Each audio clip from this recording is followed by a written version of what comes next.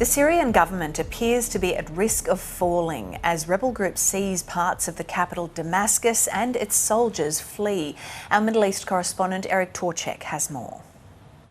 The situation in Syria is moving so fast, it's really difficult to draw definitive conclusions about how things stand. But we do know that there's very fierce fighting occurring in the strategically important city of Homs, north of Damascus. We know that battles there have been going for some time between opposition groups and government forces. And we've also seen that residents in parts of Damascus have occupied the streets. They're tearing down posters of President Assad, and it looks like the government has lost control in many key parts of the capital. There's videos of soldiers, government soldiers, abandoning their positions, throwing off their uniforms and retreating. And also reports that 2,000 government soldiers crossed the border into Iraq. They've fled Syria entirely.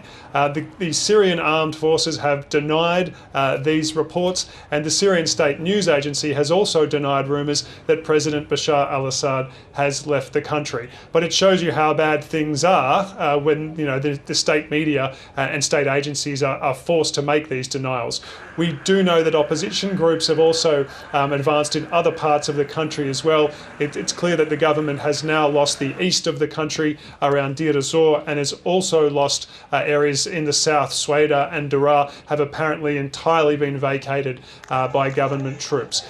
So it looks like the government of Bashar al-Assad is in real trouble, no matter how the fighting in the city of Homs progresses. Now, this is obviously of great concern to regional powers and powers right around the world like Russia and the United States. The Russian government says it's prepared to continue supporting its ally in Syria, but so far the effectiveness of that support, particularly airstrikes, it hasn't stopped the opposition advance, and it doesn't look like Russia has been able or willing to provide any more support than it's already been giving. Iran, a key player in Syria, has simply been unable to lend the kind of support to the Syrian government that saw it stay in power earlier in the civil war. And the United States, President-elect Donald Trump has made a statement on Syria saying that he wants the US to stay out. He says it's not the US fight, he wants the US to let things play out there. So there's high-level talks underway in Qatar, the Gulf state,